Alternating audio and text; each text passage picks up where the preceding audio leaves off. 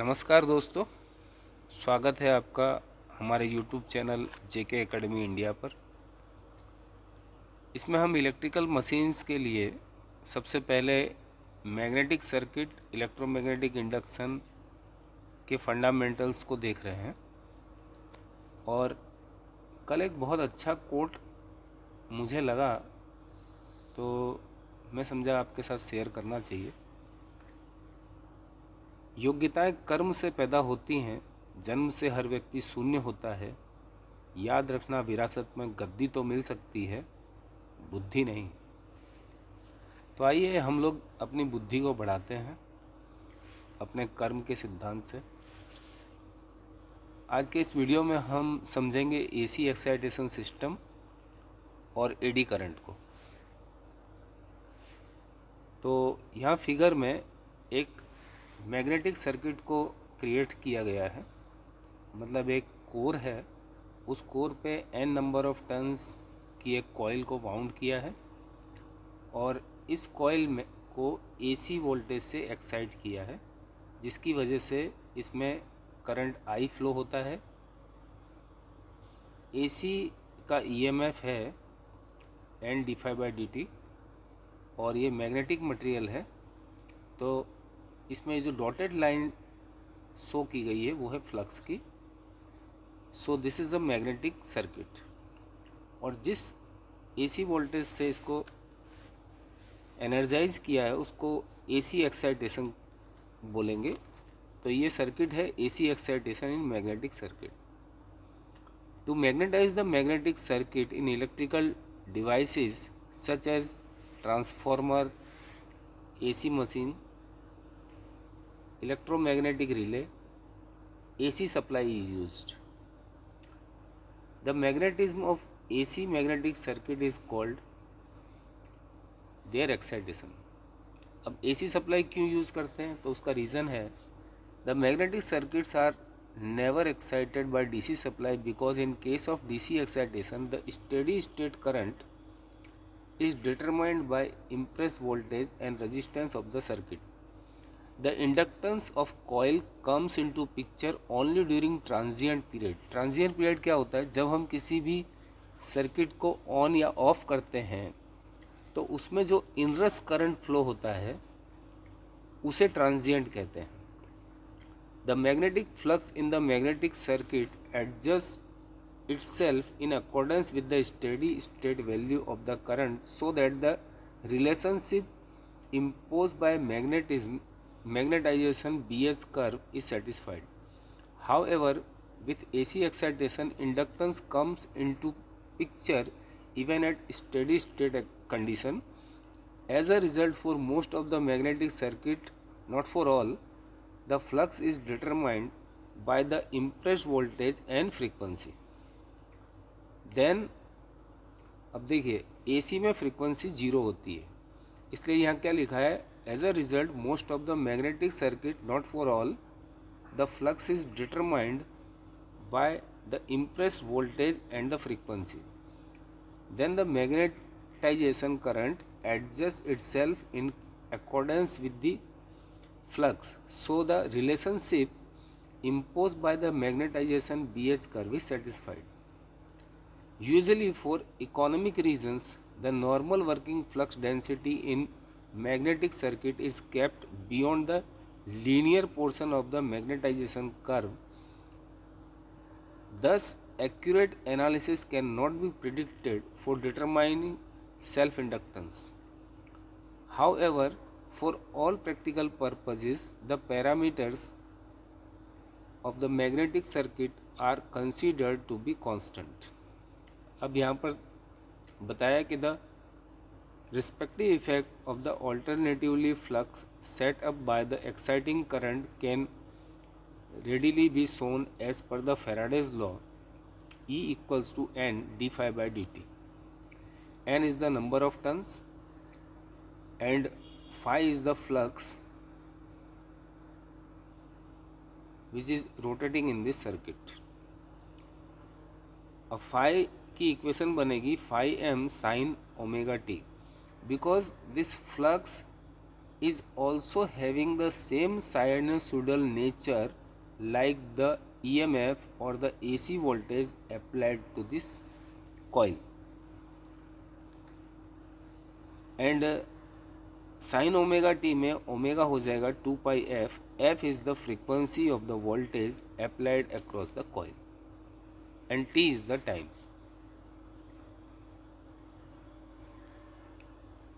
Now phi m is the maximum value of alternating flux, f is the frequency of supply impressed across the coil, E equals to n d phi by dt. तो phi की जगह पर रखेंगे phi 2 pi f t sin 2 pi f t. इसका differentiation करेंगे, n constant है बाहर आ जाएगा. कॉस का डिफ्रेंशिएशन होता है साइन का डिफ्रेंशिएशन होता है कॉस. तो हो जाएगा phi m cos 2 pi f t. 2 pi f t में अगेन 2 पाई एफ कॉमन है, तो इक्वेशन बनेगी 2 pi f n phi m sine 2 pi f t plus pi by 2, इसलिए sorry cos 2 pi f t की जगह पे sine pi by t plus pi by 2 इसलिए लिखा है क्योंकि हम इसको साइनोसोडल वेव के फॉर्म में बता रहे हैं. तो यहाँ पर ये जो साइनोसोडल वेव फॉर्म है फ्लक्स का, ये अप्लाइड वोल्टेज से पाई बाय 2 लीडिंग है, जो हम आगे समझेंगे. अब यहाँ एक कंडीशन दी है कि फॉर द मैक्सिमम फ्लक्स और for the maximum EMF cos 2 pi f t should be 1. Therefore EM equals to 2 pi f n phi m.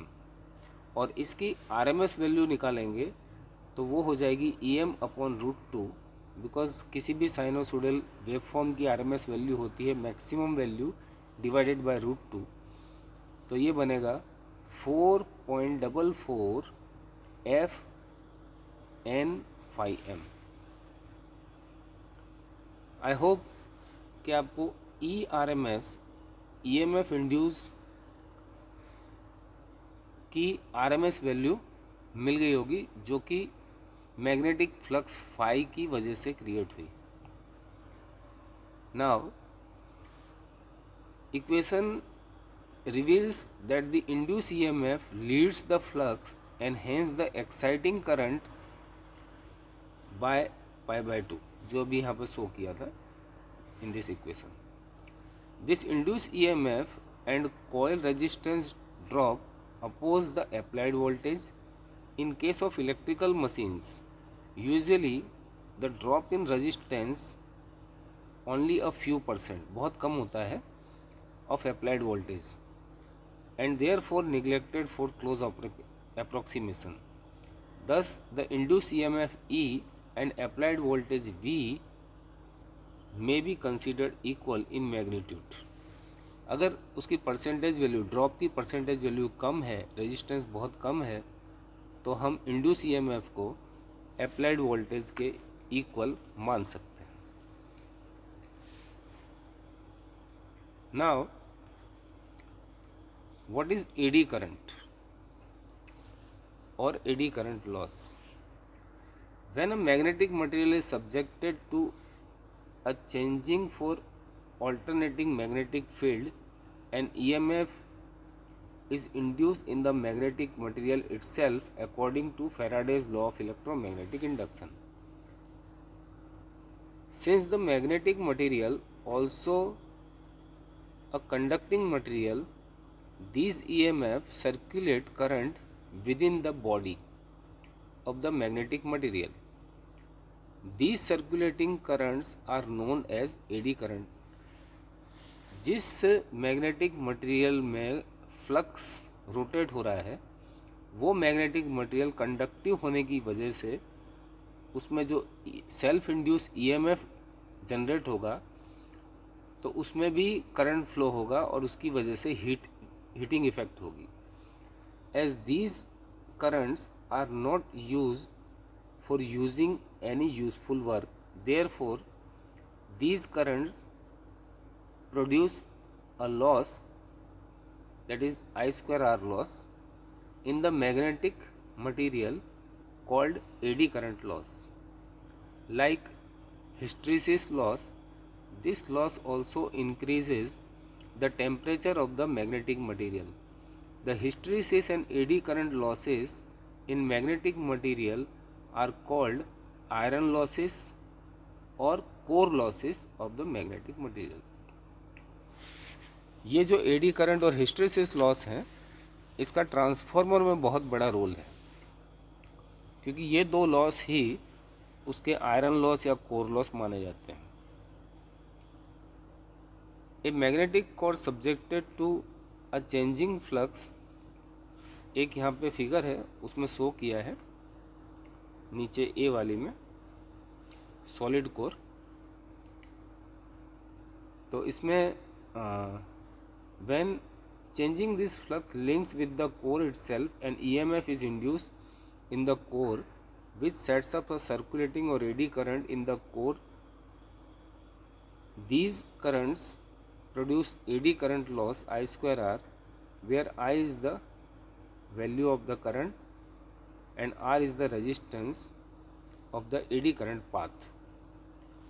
अब ये जो एडी करंट है इसको कम कैसे कर सकते हैं? ये जो सॉलिड कोर होती है उस कोर को हम यदि लैमिनेटेड कर दें और उस लैमिनेटेड कोर में यदि हम इंसुलेटेड कर दें एक दूसरे से, मतलब फिल्म लगा के या वार्निश लगा के, तो उस कोर का रेजिस्टेंस बढ़ जाएगा, मतलब उसमें सर्कुलेटिंग करंट कम हो जाएगा. तो to reduce the eddy current loss,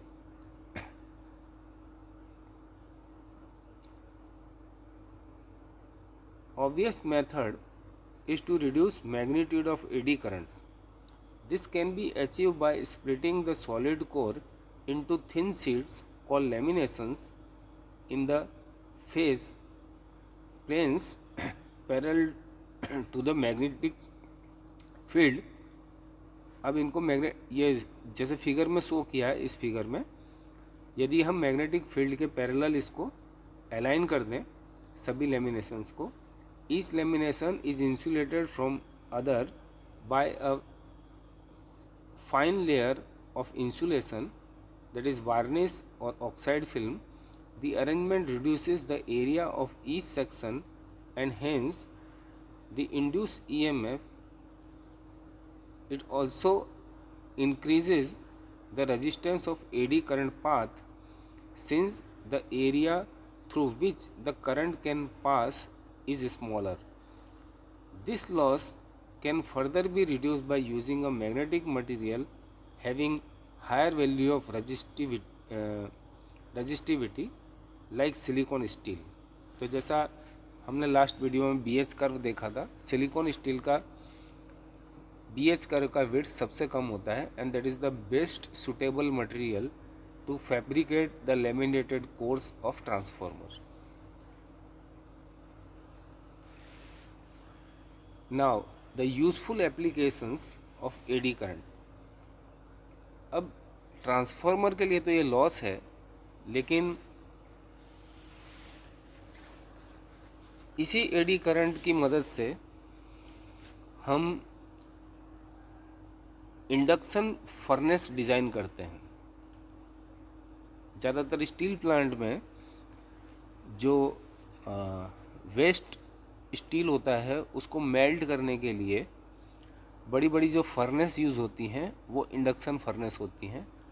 और ज़्यादातर जो मोटर और जनरेटर वगैरह के जो रोटर्स होते हैं उसमें सरफेस हार्डनिंग के लिए भी हम एडी करंट प्रोसेस का ही इस्तेमाल करते हैं. तो इसमें देखते हैं यूज़फुल एप्लीकेशंस क्या हैं. It has been seen that when the effect of eddy current means production on heat are not utilize, the power और energy consumed by these currents is known as eddy current loss. However these are there are the places where eddy current are used to do some useful work. For example, in case of induction heating, in this case an iron shaft is placed as a core of an inductive coil. When high frequency current is passed through the coil, a large amount of heat is produced at the outermost periphery of the shaft by eddy currents. The amount of heat reduces considerably when we move towards the center of the shaft. This because of the entire periphery of the shaft offers low resistance path for the eddy current. This process is used for surface hardening of heavy shafts like axle of automobile. Eddy current effect are also used in electrical instruments. For example, providing damping torque in permanent magnet moving coil instrument and braking torque in induction type energy meters. तो ये इसके useful applications थे eddy current के.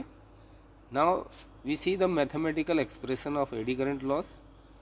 Although it is difficult to determine the eddy current power loss from the current and resistance values, however, experiments reveal that the eddy current power loss in a magnetic material can be expressed Pe equals to KE square T square F square V watt. K is the coefficient of eddy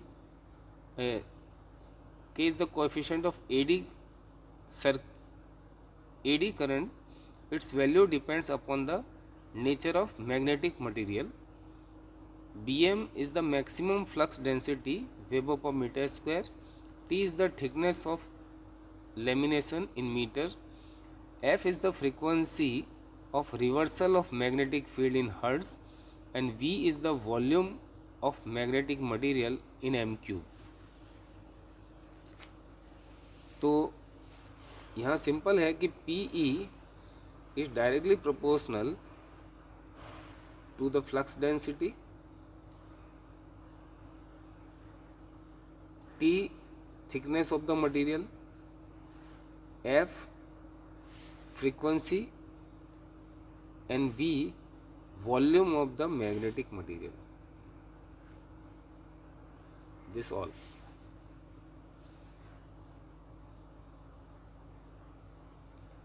so thanks for watching. मिलते हैं अगले next video में.